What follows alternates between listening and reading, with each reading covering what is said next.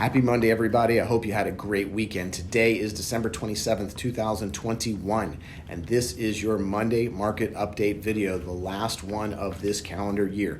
So every time I do these videos, I have to ask if this is the kind of update that you really need or that you really want. I do get some great feedback from you guys, so I do enjoy these Monday videos, but let me please remind you, since this is the last one of the year, these Monday videos are all about the deep dive in the weeds, day to day, week to week of market action. As we discuss often, this is not the key focus of what we do. We're focused on the long term. I want to reiterate that once more. What we do, we're in this to do our best to build wealth over time. And although the day-to-day market action does impact long term, most of the time, this day-to-day stuff evens out over time. So please keep watching these. If you have interest in these, I will keep doing them, but don't lose focus on what we're here for.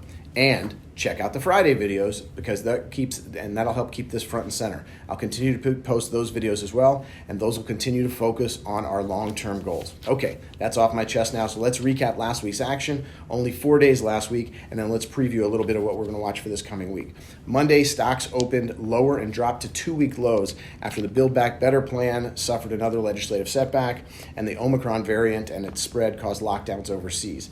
This is exactly what we've been worried about, not the variant per se, but the lockdowns. So we'll have to see how this goes. The S&P 500 was down 1.14% for the day, but did not finish at the lows. The Dow and the NASDAQ were both down about 1.2%. Specifically, we saw the Netherlands go back down into a pretty hardcore lockdown, and Germany and the UK were talking about it. Still no talk like that here in the US, not yet. I'd like to point out that regardless of what I just said, and the focus remains on the spread of Omicron, I do not think that we should stay too focused on that overall. I would point out that if Omicron was really the reason the market was going down last week, we would not have seen the relative strength of some of the reopened trades, specifically cruise lines, airlines, even Live Nation. If COVID was our main culprit, those stocks would not be holding up. They are not holding up this week as we start the week, so we'll see how that goes, and we'll talk about that in a moment.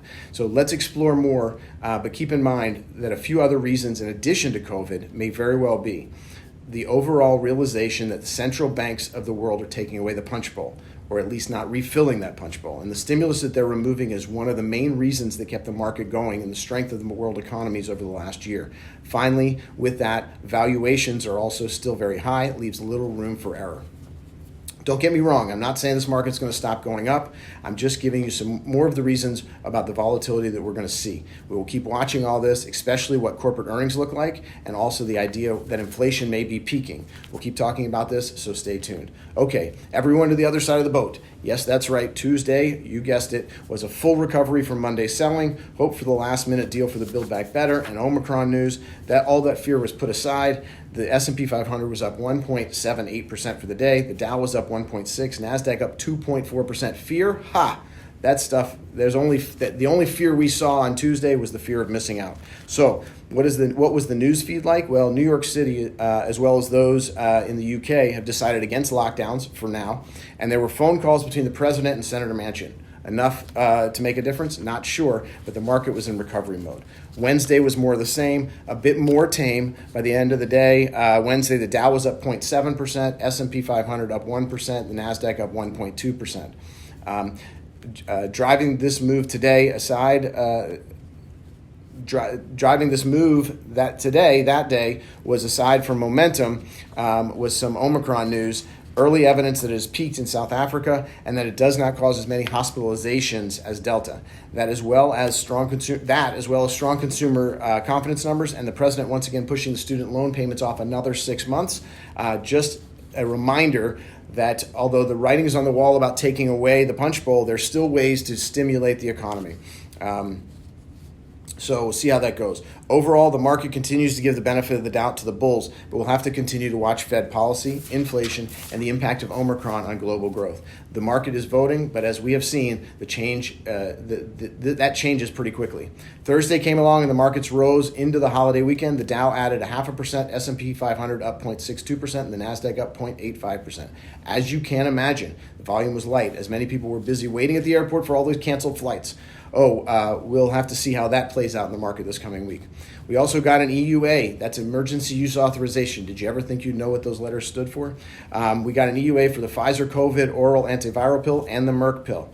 Jobless claims came in at 205,000, just as expected, and the core PCE, remember that's the inflation measure the Fed likes the most, it came in slightly ahead, slightly higher than expected, but based on the market reaction, less than people feared.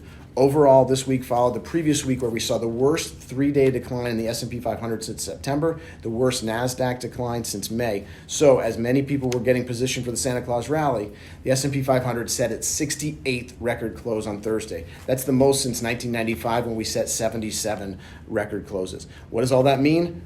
It's a pretty good week, so we'll see how we go. As we go into the final week, remember, we've spoken about this before. A bunch of unknowns from a month ago, well, they're now known. So we know that what the Fed is going to do. We know about Omicron. We know about the Build Back Better, and it's not going to happen until 2022. So with less to worry about, for the short term at least, the path of least resistance is up. I would watch Omicron. As I mentioned, it seems not to put as many people in the hospital, percentage-wise. But as Dr. Fauci said this weekend, when you have so many cases, we're almost where we were in last March. The case count doesn't only make a difference. So if you think about it, we were worried about lockdowns, but we probably won't see those per se, but we get something that's almost as bad.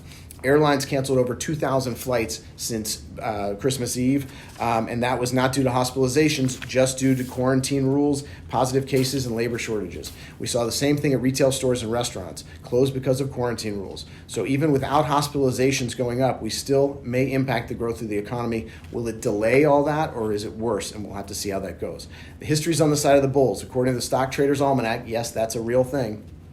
The S&P 500 has been up 79% of the time in the last 5 trading days of the year and the first 2 trading days of the following year.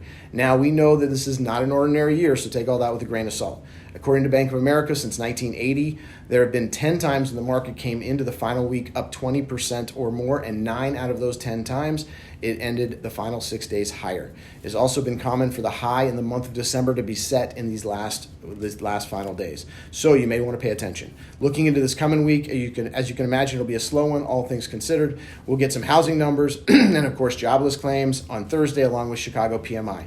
As every year, the market is open a full day on December 31st, New Year's Eve, but unlike most years, there's no market close post-New Year's because of the Saturday New Year's holiday.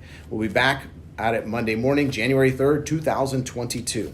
After the year we've had, I would not be surprised to see very low volume, a very quiet week this week. So as I wrap up the last Monday market update of this year, I simply say thank you. I send hopes to you to stay safe from COVID and everything else. I'll be here if you need me to review anything by the end for the year-end items, so stay in touch. If you missed Friday's videos, I'll just say Happy New Year now. So Happy New Year. Thank you very much. Have a great week.